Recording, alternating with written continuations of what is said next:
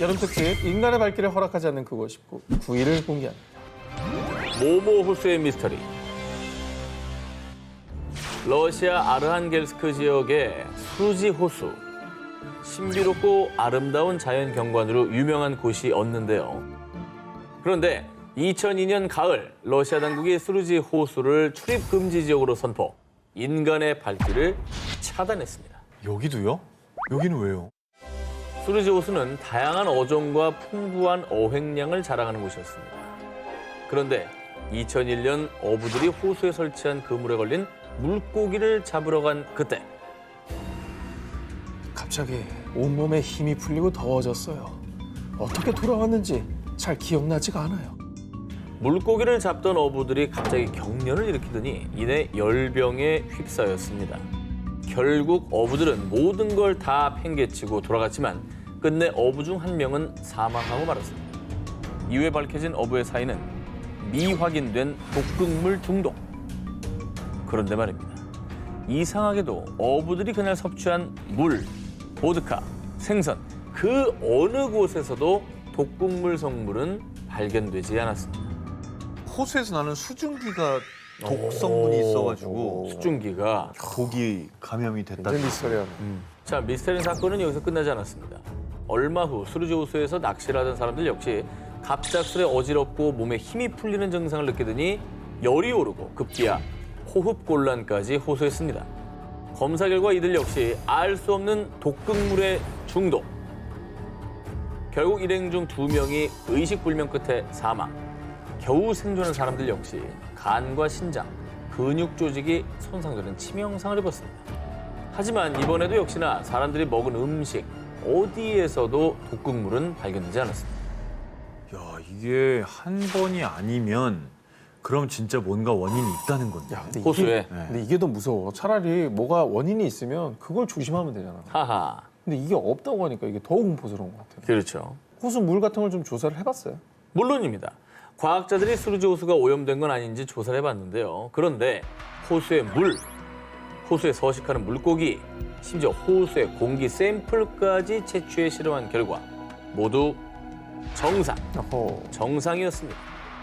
또 호수물은 끓이지 않고도 인간이 마실 수 있는 순수한 물이라고 밝혔습니다. 그럼 사람은 왜 이렇게 막 죽은 거예요? 독극물 어디서 나온 겁니까, 그럼? 하하. 수루지 호수의 미스터리를 밝히기 위해서 모스크바의 한 연구소에서 특수 장비를 동원해 조사에 나섰는데요. 아하. 그 결과 호수의 바닥에서 한 구덩이가 발견됐습니다. 이 구덩이는 미세 화산과 같은 것으로 정기적으로 가스를 방출. 일각에서는 이 가스가 원인이 아닐까 추측을 했는데요. 하지만 러시아 중앙연구소 보안부서 부국장은 터키에서도 수루지 호수처럼 가스를 방출하는 곳이 있습니다. 하지만 그곳에선 사람이나 물고기가 죽지 않습니다. 수루지 호수의 가스가 정확한 사망 원인이라고 보기는 힘들다라고 밝혔습니다. 또 한편에서는 다른 호수보다 수루지 호수물의 불소 함량이 높은 것을 원인으로 추측하기도 했지만요. 이 역시 치사량에 달하는 정도는 아니라고 밝혔습니다. 결국 수루지 호수는 러시아에서 가장 많이 연구된 저수지임에도 불구하고 아직 그 미스터리를 해결하지 못한 채 사람들의 발길을 허락하지 않고 있습니다. 여름 특집 인간의 발길을 허락하지 않는 그곳 19, 8위를 공개합니다. 모모가 만든 지옥의 검은 호수. 러시아 우랄 산맥 남부에 있는 호수 카라차이호. 고요해 보이기만 하는 이 호수에는 끔찍한 비밀이 얽혀 있는데요. 바로 이 호수의 또 다른 이름은 검은 호수. 야, 좀 호수도 까맣지만 뭐 산도 시커멓네요, 진짜. 뭐야? 검은 호수가 가능합니까?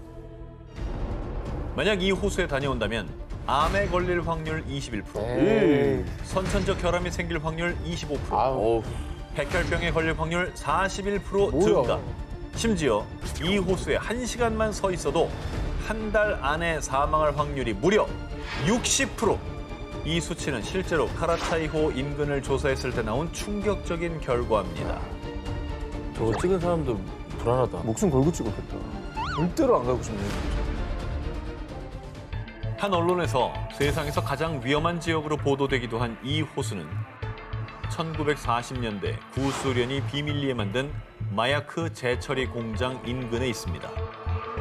이 공장의 정체는 러시아의 핵시설. 1950년대 이 공장에서 핵무기, 방사능 폐기물들을 카라차이호에 무단 투기 잔뜩 버린 겁니다. 아, 미쳤네. 그래서 호수 밑바닥에는 수많은 양의 방사능 폐기물이 가라앉아 있는데요. 그야말로 인간이 만든 지옥이 탄생한 겁니다. 저거 완전 인재네. 아, 핵폐기물을 제대로 버릴 수 있는, 저장할 수 있는 공간을 만들 생각을 해야죠. 저도 저렇게 버려버리면 어떡하니? 심지어 이 카라차이호의 방사능 수치는 원전 사고가 났던 후쿠시마보다 훨씬 위험한 수준인데요. 방사능 물질이 퍼지지 않고 침전, 호수 바닥에 농축돼 있기 때문입니다. 어휴, 저주받은 땅이네. 아유. 그렇게 됐습니다. 그러니까. 여기는 뭐 아무것도 살 수가 없는 그냥 검은 호수라는 말이 딱이네요, 진짜. 1990년대에 측정된 바에 따르면 호숫가 근처에 서 있기만 해도 시간당 60워트의 방사선의 피폭. 이게 얼마나 위험한 수치냐면 일반인이 1년간 노출돼도 되는 방사선 권고치가 연간 0.001 시버트입니다. 무려 이 수치의 6,000배에 해당하는 수준입니다. 모든 수단을 다 써서 저기랑 멀리 있어야겠다. 진짜. 그렇지. 그런데 1968년에 가뭄으로 말라버린 카라차이호 바닥에 침전돼 있던 방사능 물질이 그대로 주변 지역을 덮치는 사건이 발생했고요. 어떡해. 바람. 이때 바람을 타고 퍼진 방사능으로 50만 명에 달하는 사람들이 피폭. 러시아 정부는 뒤늦게 카라차이호를 흙과 콘크리트로 막았지만 이마저도 임시 방편일 뿐 여전히 엄청난 양의 방사능이 그곳에 존재합니다. 깨끗한 호수였지만 이제 인간의 발길이 닿을 수 없는 곳이 돼버린 카라차이호. 과연 인간의 힘으로 해결할 수는 있을까요? 여름 특집 인간의 발길을 허락하지 않는 그곳 19 5위를 공개합니다. 또 다른 세계로 가는 지하 동굴. 두 기자님들 혹시 몰타 공화국에 그 누구도 한 번도 가보지 못한 또 다른 세계로 향하는 비밀의 입구가 존재한다는 이야기 들어보신 적 있습니까? 그러니까 우리가 뭐 게이트 이런 거 되게 소개 많이 했잖아요. 그렇죠. 뭐 이 세계로 가는 입구. 평행 우주. 예. 기원전 3,600년경에 지어진 몰타의 3층짜리 고대 지하 동굴. 몰타인들과 한 과학 잡지에 따르면 1940년대 지하 동굴에서 기이한 일들이 벌어졌습니다. 30명의 아이들이 이곳을 견학하던 중 길을 잃고 헤매다 실종. 섬 곳곳에서 아이들의 울음소리가 들렸지만 수색에도 끝내 찾을 수 없었는데요. 그리고 아이들의 실종 사건 발생 몇 주 전 영국 대사관에 근무하던 직원 루이스 제섭은 동굴 조사를 위해 가이드와 함께 지하 동굴 내 시체 매장실을 방문했습니다. 그런데 미끄럽고 젖은 괴생명체들이 나를 스쳐 지나갔고 갑자기 거센 바람이 불어와 내가 든 초를 꺼버렸어요. 루이스의 주장에 따르면 갑자기 사람이 아닌 기이한 생명체들이 나타나선 그녀의 조사를 방해하고 흔적도 없이 사라졌다는데요. 그런데 더 기묘한 사실은 이후 그녀가 다시 동굴을 찾았을 땐 네? 여기 가이드는 저뿐인데요? 앞서 함께 방문한 가이드도 실종. 그래서 사람들은 지하 동굴에 또 다른 세계로 향하는 입구가 있으며 실종된 아이들도 그곳에 끌려갔을 것이라고 추측했는데요. 그리고 몰타 당국은 동굴에서 벌어진 이상한 사건들 이후 지하 동굴을 일시 폐쇄하기도 했습니다. 어우, 갑자기 사라진 거잖아. 근데 구체적이었어. 뭐 젖은 괴생명체 미끄럽다 그러고 막 미끌미끌한 그런 애들. 한두 명도 아니고 여러 명이었잖아, 아이들이. 그쵸. 어디로 간 거예요? 무서워. 이 밖에도 지하 동굴 내에서 길쭉한 모양의 두개골이 발견되는 등 어머머. 지하 동굴에 거인 혹은 또 다른 문명의 종족이 살았을 것으로 추정. 일각에선 아이들의 실종 등 모든 주장은 전설이며 증거가 없는 추측뿐이라며 부정하기도 했는데요. 하지만 많은 사람들은 오히려 정부가 은폐한 것이라며 반박. 지하 동굴 내에 인간의 발길이 닿지 않는 미스터리한 공간이 있을 것이라고 믿어 의심치 않고 있습니다. 여름 특집 인간의 발길을 허락하지 않는 그곳 19 4위 공개합니다. 몸으로 물든 버려진 섬. 이탈리아 가면 낭만의 도시 베네치아도 가고 아이유 씨가 뮤비를 찍은 브라노 섬도 가고 다 좋지만 아마 여기는 못 가보셨을 겁니다. 안 가고 싶어요. 어딘데? 일단 일단 안 가겠습니다. 드러나 안 갈래, 봅시다. 안 드러나 아니, 봅시다. 섬 이름이나 오늘 들어보고. 가고 싶은 데가 그래. 단 한 군데도 없어. 아니, 섬 이름이나 한번 들어보고. 그건 들어볼게요. 그래, 어딘데? 바로 인간은 살 수 없지만 유령들로 가득한 죽음의 섬 포베글리아입니다. 안 가. 이탈리아인들에 따르면 포베글리아 섬 흙의 반은 무골가루라는 말까지 있을 정도로 과거 이곳에 무려 16만 명이 묻혔다고 추정했습니다.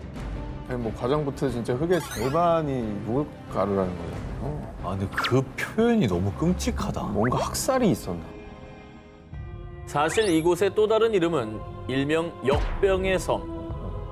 과거 14세기 유럽 인구 3분의 1의 목숨을 앗아간 흑사병이 창궐하자 이곳에 감염된 환자와 시체들을 격리했었는데요. 그러네. 이후에 포베글리아는 사람들 발길이 닿지 않는 곳으로 전락. 오랜 시간이 흘러 1920년대에서야 정신병원이 들어서며 다시 발길이 이어지나 싶었지만 의사의 자살과 병원의 폐업으로 1968년 이후 포베글리아 섬은 또다시 인간의 발길을 허락하지 않았습니다. 여기 병원장은 왜 자살하신 거예요, 또? 전해져 오는 이야기에 따르면 죽은 의사는 암암리의 환자들을 대상으로 잔인한 뇌 절개 실험을 진행했는데요. 그런데 어느 날 이 의사가 종탑에서 스스로 극단적인 선택을 하고 만 겁니다. 사람들은 이를 두고 의사의 실험으로 목숨을 잃은 원혼들이 그를 죽게 만든 것이라고 추측. 그리고 소름 돋는 사실은 섬 근처를 지나는 어부들에 따르면 이곳에서 뱅 종소리가 들린다고 합니다. 종은 철거됐는데 말이죠. 이게 역병에 뭐 실험까지 했다고 하면 진짜 가보고 싶지 않네요. 원혼들이 나올만 해요, 진짜. 없으면 이상하죠. 예. 산자들은 갈 수 없고 죽음과 원혼들의 섬이 된 포베글리아. 이후 섬을 찾은 몇몇 사람들에 따르면 마치 인간의 발길을 허락지 않으려는 듯 온갖 기묘한 일들이 벌어진다고 합니다. 이후에 살아있는 자들은 살 수 없는 곳이 됐습니다. 여름 특집 인간의 발길을 허락하지 않는 그곳 19 2위를 공개합니다. 저주받은 늪에서 벌어진 일. 미국 루이지애나주 뉴올리언스의 북서쪽에 위치한 일명 맨착 늪. 이곳은 이른바 세계 13대 마경으로 손꼽히는 곳인데요. 이 사이프러스 나무가 짙게 우거져 한낮에도 어두컴컴할 뿐만 아니라 이 물 아래에는 이 눈빛을 번뜩이는 악어떼가 우글거리고 심지어 의문의 시신들까지 목격. 이 소문에 의하면 이 맨착 늪을 홀로 끝까지 보고 온 사람은 아무도 없다고. 아우 악어들이 무섭. 악어들은 천국이네. 아니, 딱 봐도 좀 음산하다. 아우. 자, 이 맨착 늪이 섬뜩한 이유는 또 있습니다.